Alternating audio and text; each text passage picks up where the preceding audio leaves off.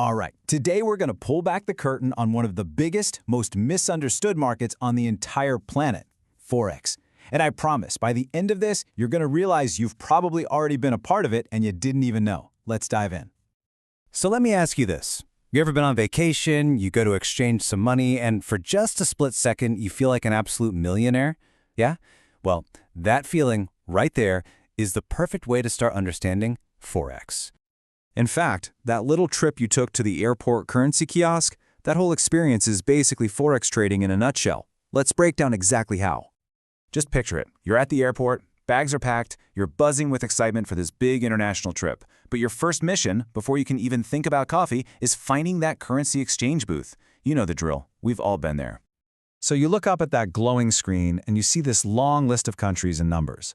Those numbers? Those are the exchange rates. And all an exchange rate is, in simple terms, is just the price of one country's money compared to another country's money. That's it. And then you see it.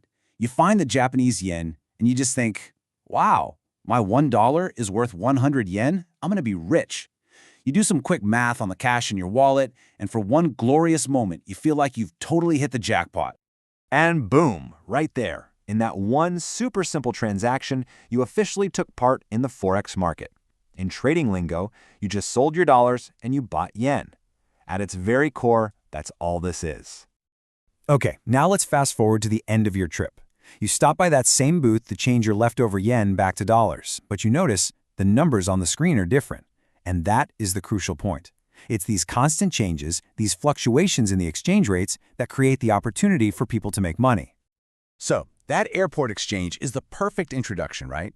But while your vacation money plays a tiny part, the real engine driving the Forex market isn't tourism. It's about something way, way bigger, speculation. So what exactly is the foreign exchange or Forex market? Well, for starters, it is the single largest financial market in the world, period. It's also global and decentralized, which just means there's no one single building or headquarters for it. And while yes, it's where currencies are traded for travel, the vast majority of all that trading is done for speculative reasons. That's just traders betting that one currency is going to get stronger or weaker against another. Now, when I say it's the largest market, I really want you to grasp the true scale of this thing. We are talking about a financial giant that makes pretty much every other market look microscopic in comparison. I mean, think about the New York Stock Exchange, right? The NYSE. You hear about it on the news every single day. It sounds huge, important, a little bit intimidating. It's the big one everyone knows. But honestly, compared to Forex, it's not even in the same league.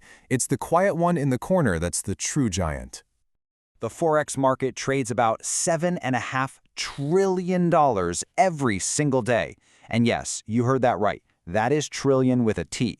It's an amount of money that's almost impossible to wrap your head around, and it's all changing hands constantly. So just to put that into perspective for you, the New York Stock Exchange trades around $20 billion a day, which, don't get me wrong, is a huge number. But when you put it next to Forex's $7.5 trillion, that big NYSE monster suddenly looks, well, kind of puny, doesn't it? We're talking about a market that is over 200 times bigger. It's just staggering. But okay, let's get real for a minute here. That $7.5 trillion number, while it is mind-blowing, it needs a little bit of context.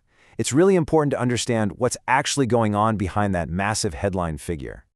Because, like the source material says, but hold your horses, there's a catch. That giant number, it isn't exactly the playground that most individual traders are actually in. So here's how it really shakes out. That huge number includes all sorts of complex things like currency swaps and forwards. That makes up most of the market. The spot market, which is where you trade currencies for immediate delivery, that's about 27% of the total. And then there's us, the retail traders, people like you and me. We're a small slice of that, making up around 4% of the total volume. So the main takeaway here is, yeah, the market is absolutely massive, but don't get completely swept away by the hype.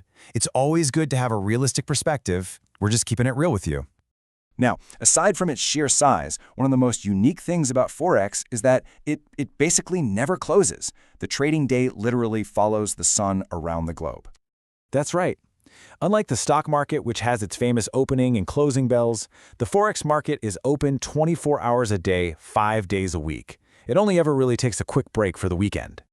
And it works kind of like a global relay race. The trading day kicks off bright and early in New Zealand and Australia. As their day is ending, the baton gets passed over to Tokyo. Then, just as Asia's starting to wind down, London, the world's biggest session, takes over. And finally, New York carries it to the finish line, right before it all starts over again. It's this continuous, non-stop, 24-hour cycle. So there you have it. The secret of the Forex market is out. It's not some crazy, complicated system that's impossible to understand. It's just the simple exchange of currencies.